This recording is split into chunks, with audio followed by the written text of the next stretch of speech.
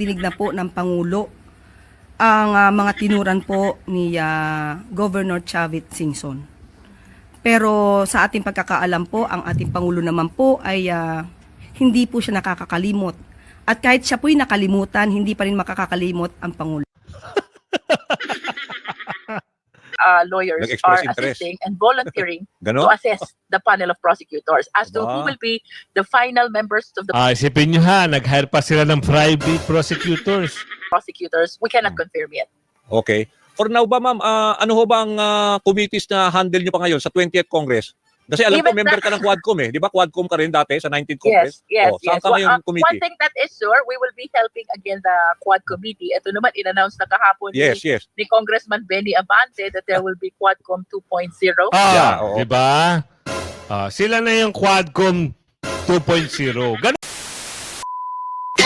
Yes. Magandang hapon muli sa ating mga kasama. Nandito na naman si Kuya Goods nagbabalik. At syempre, kung di ka pa nakasubscribe, pa-subscribe na lang po at hit mo na rin yung bell para lagi kang updated sa ating mga video. Ano mayroon ngayon? No? BP Sara na isahan si Castro. May katapat na impeachment. May katapat na. Malabo ang impeachment. Naku, talaga naman. Ay, bakit may katapat? Nakakuha na ho ng katapat. Pero hindi sa katapat na sasalita na walang kasensensa. Ibig sabihin, meron na hong spokesperson si BP Sara. Pero, sinabihan ni BP Sara na wag maging attack dog.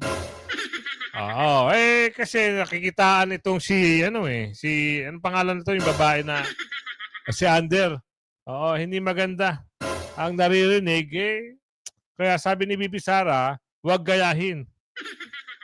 Ano mga balita ngayon? At ito nagsalita na patungkol kay Alias Rene. Nasaan na kaya si Alias Rene? Ayan ang abangan natin. At Comelec Garcia, ayan, kinasuhan na. Buti nga. Buti nga at sana matuluyan. Para mabusisi, mabungkalkal. Ano ba? Mabungkal lahat ng mga kabahuan.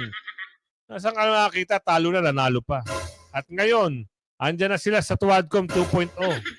Sila ngayon yung mga karakter na bibira kay BP Sara. Simulan natin dito.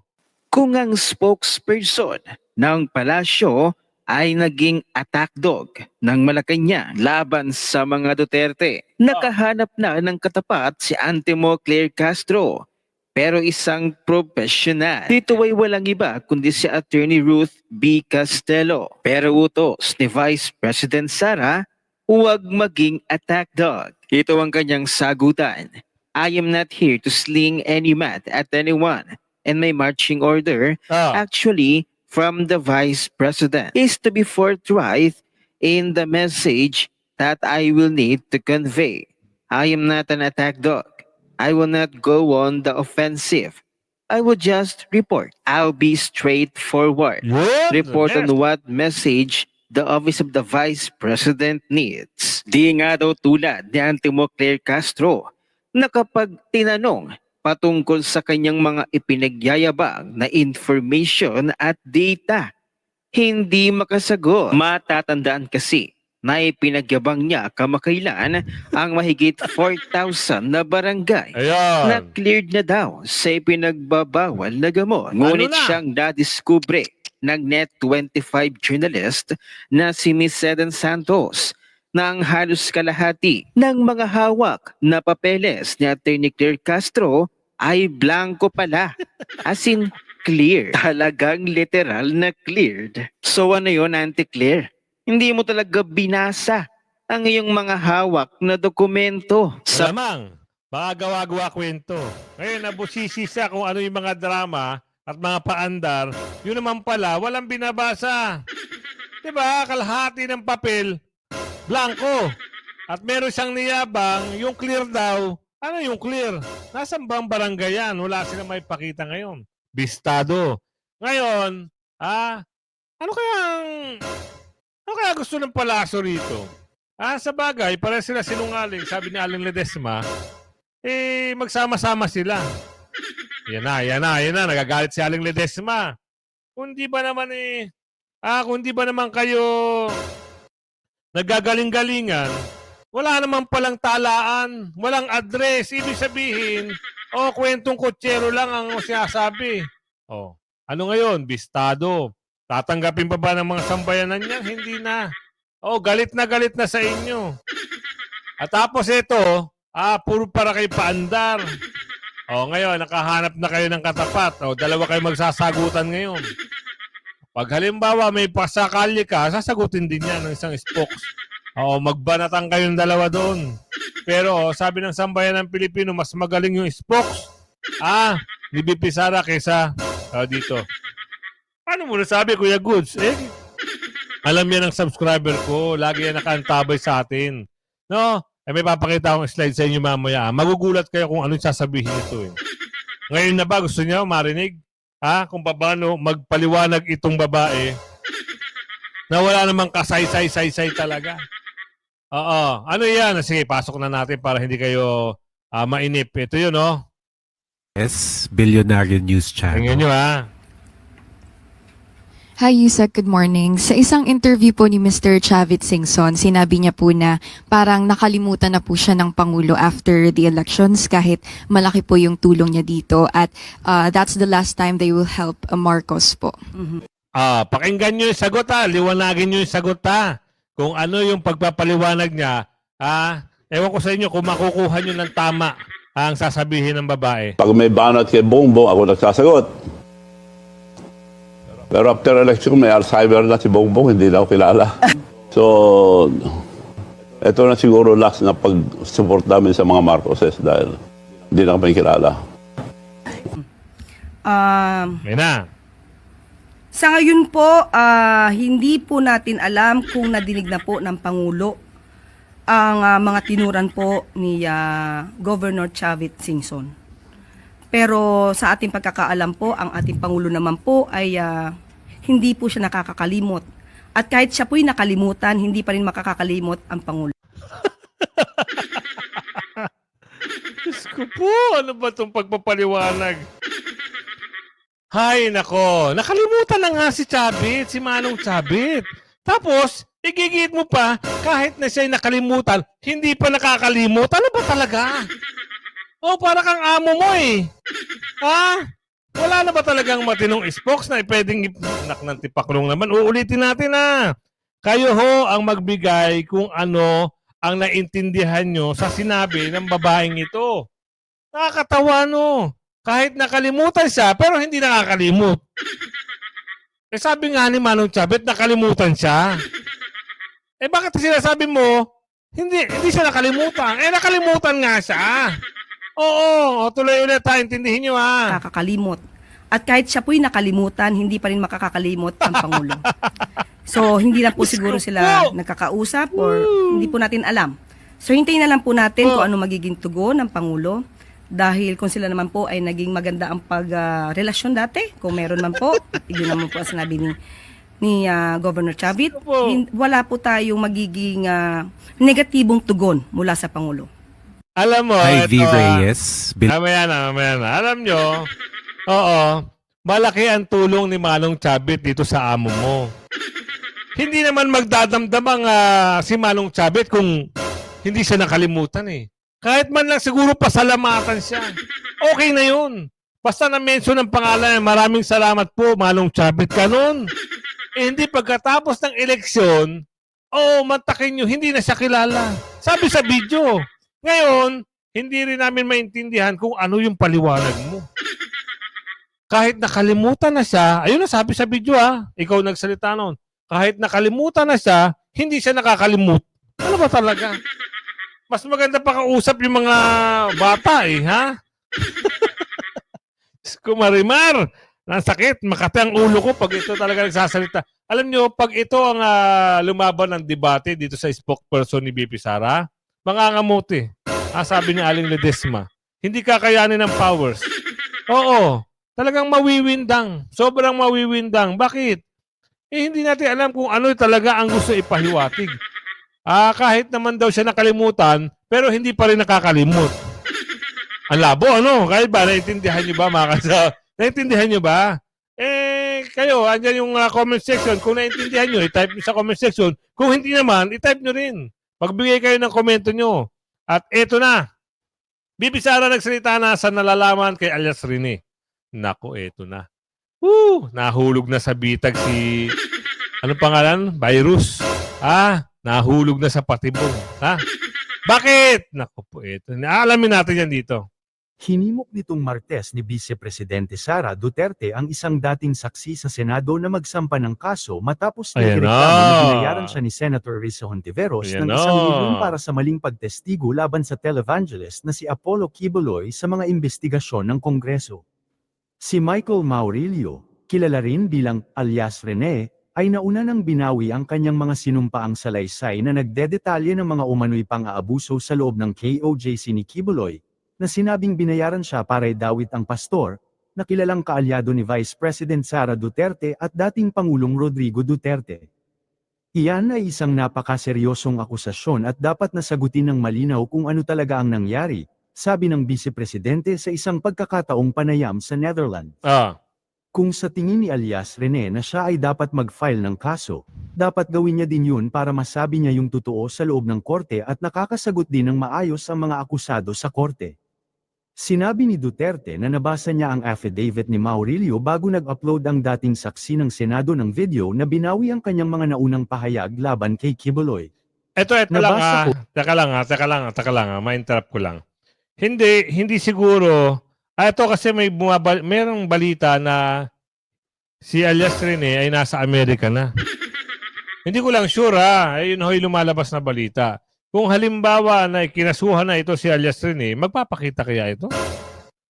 Oo, baka mamaya, ito ay nag-a-apply na rin ng asylum.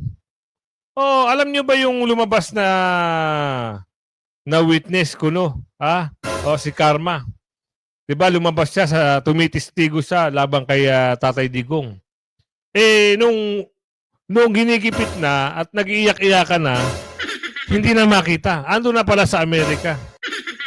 Nakapagtaka, bakit pinayagan? Ngayon, ito na naman, lumabas itong balita na binayaran siya ng 1 milyon. Ngayon, hahanapin ito ngayon kasi nag-file na ng kaso ito ang pangalan nun, yung senadora. Nag-file na ng kaso. Ang tanong, makikita kaya ito si alias Rene o baka nasa Amerika na rin? At ang nadadamay lang at madadamay lang ay yung mga vlogger. Siguro ito ay isang, hindi natin sigurado to baka mamaya pakana ito.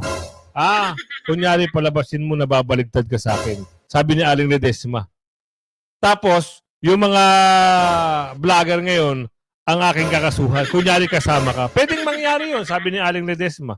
Magaling din si Aling Ledesma. Parang isang playbook na naman ito. Isang pelikula na ang mangyayari, yung mga vlogger ang makakasuhan. At si alias Rene nasa Amerika na.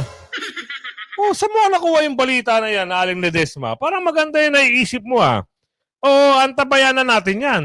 Kasi nga, di ba, yan ay kinasuhan na. Sumatotal, ipapatawag yan. Titignan natin kung haharap. Kung humarap, di okay. Kasama niya yung mga vlogger na kinasuhan. Kung hindi humarap, malas. Kawawa yung mga vlogger na kinasuhan. At si alias Rene, sabi ni Aling Ledesma, baka nasa Amerika. Ayan, hindi pa sigurado yan mga kasama Pero nababalita lang na, yun nga. Kaya, wait natin Wait natin. Maganda, meron tayong konkretong ebidensya.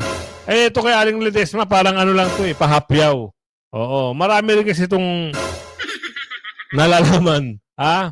Pwedeng mangyari mga kasama, di ba? Hindi naman hindi naman malabo. Palalabasin, ganto ganire, ganto ganoon. Tapos ang tumbok lang pala yung mga vlogger. Aling Ledesma, tumpak, ang galing mo talaga tuloy. Una yung affidavit niya bago pa siya lumabas publicly, sabi ni Vice President Sara at hindi na nagbigay pa ng ibang detalye sa naturang dokumento. Mayroon pang nakalagay doon na kasama niya ang mga witnesses kuno sa isang bahay kung saan siya pinatira ni Risa Hontiveros. Di ba? May kuno. Di ba? May kuno.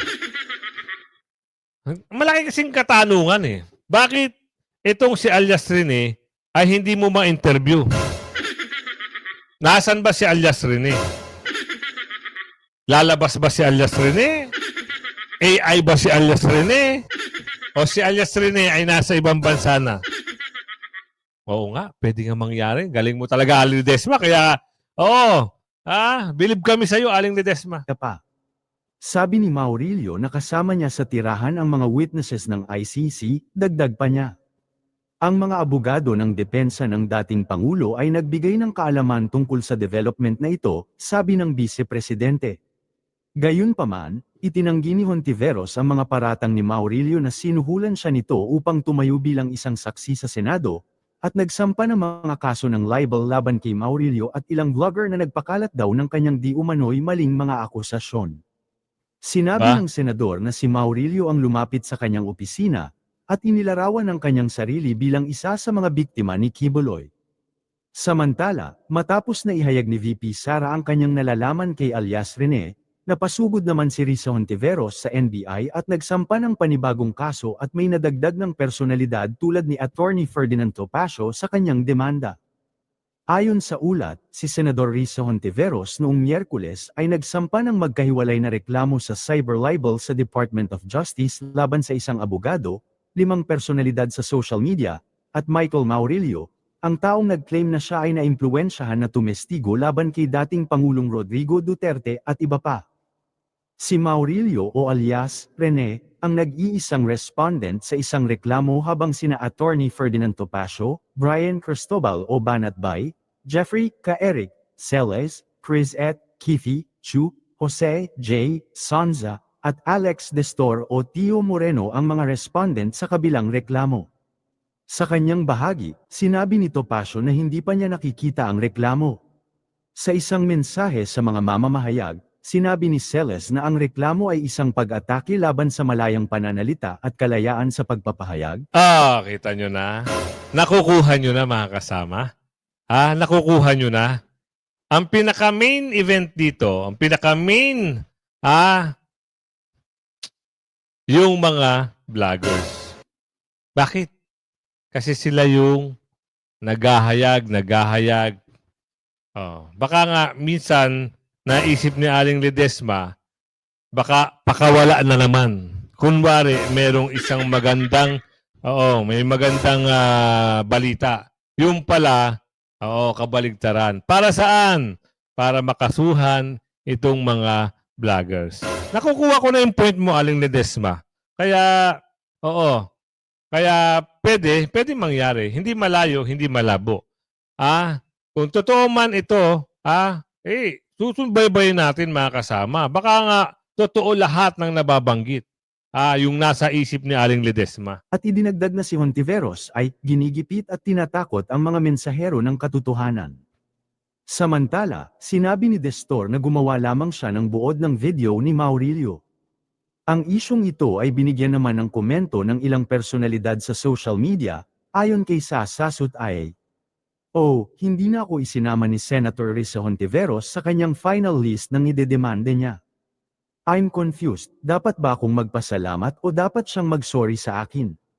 Ayon naman sa opisyal na pahayag ni Tio Moreno ay, Statement of Tio Moreno on Risa Hontiveros' legal harassment to ordinary dissenters. Risa Hontiveros is running out of valid arguments because she's been exposed. The expose didn't come from me. It came directly from her own star witness, whom she once treated as the gospel truth while pushing politically motivated cases against Pastor Kibuloy. Totoo naman. Ito ay witness niya o star witness ito ni Senadora. Ang problema, meron siyang in-expose, pinayaran, di umano. Ngayon, ito na ho ang lumalabas. Parang isang pelikula, no? Ganun lang kasimple gumawa ng istoryahe. Saan na kaya ito si alias Rene? Palabasin nyo. Palabasin si alias Rene.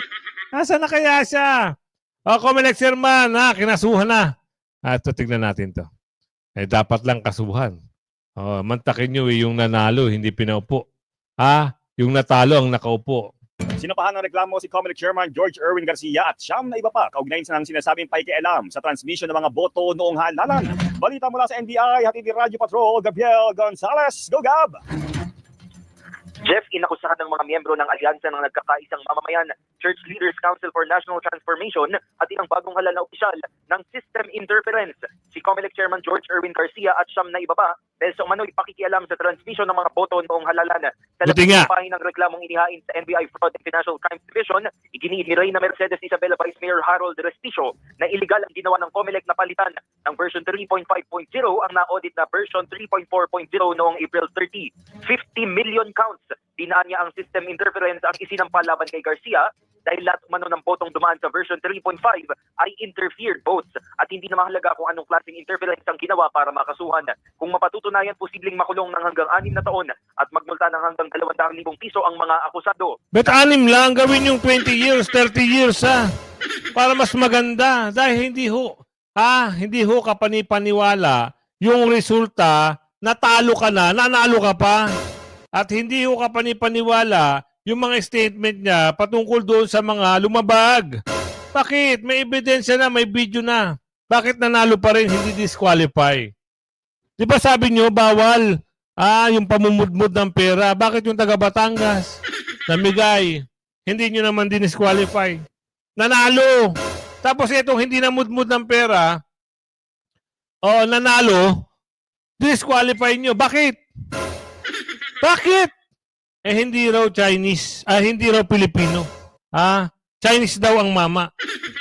Dito na nga pinanganak eh. Dito na nga tumanda, hindi pa rin Pilipino. Saan kayo? Saan pa kayo niyan? Ibang klase, no? Nakaka-bad trip talaga. Only in the Philippines. Sa panahon lang ng mga Dorobo, nangyari yung mga ganyan. Paalo ka na, nananalo ka pa. Pagkano, tama na yung kasuhan. Attorney Respicio, itiretso mo yung kaso.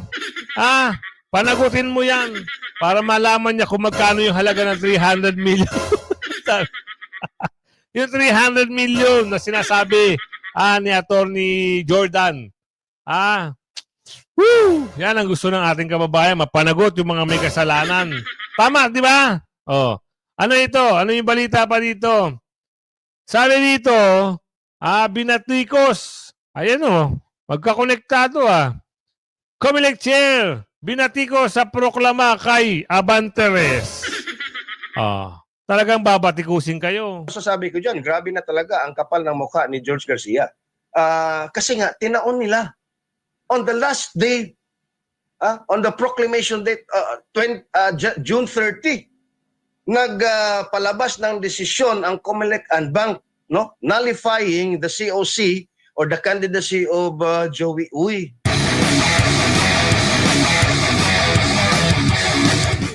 Diyan po sa Senado, muli pong binuhay itong ang panukalang batas na magkaroon po ng designated survivor. Ito na lang tinatawag nilang Presidential Succession Act na naglayong palawakin pa yung linya po ng pagkapangulo upang maiwasan yung pagkaantala ng operasyon ng gobyerno sa panahon ng kalamidad o pambihirang pangyayari. At sa kasalukuyan nga, sa saligang batas natin, nakatakda ng pagkapangulo hanggang sa pangalawang pangulo, pangulo ng Senado, tagapangulo ng kapulungan ng mga ng kinatawan.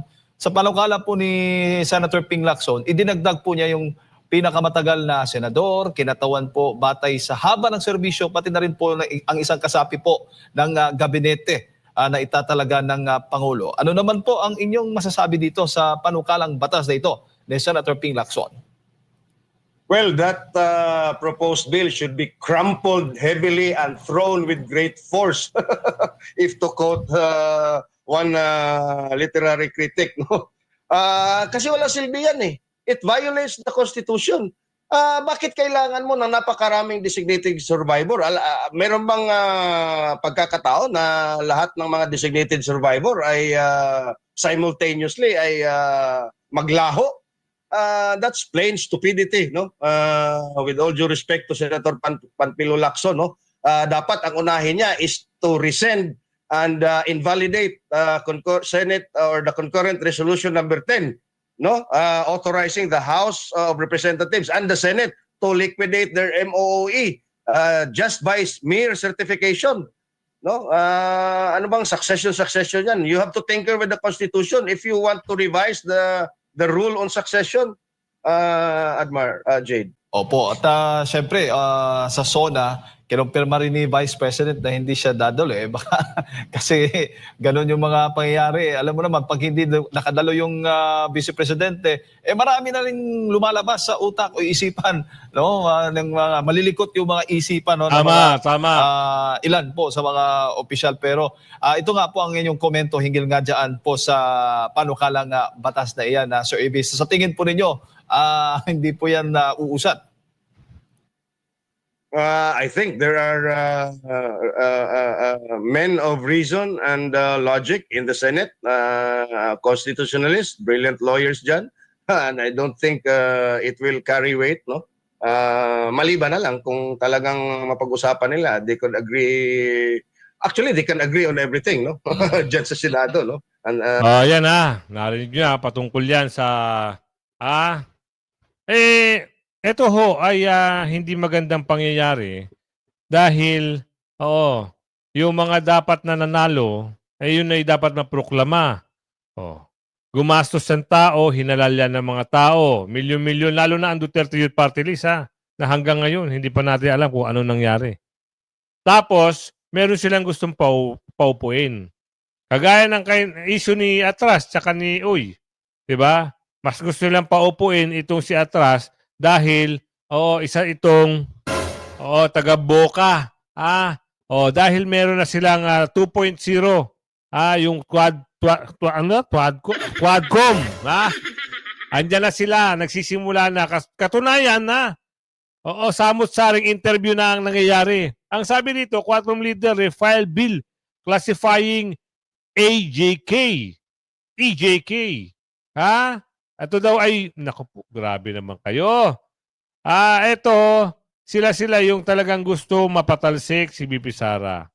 Pero, sabing nakararami, magtigil kayo. Hindi kayo aabante. Pasok!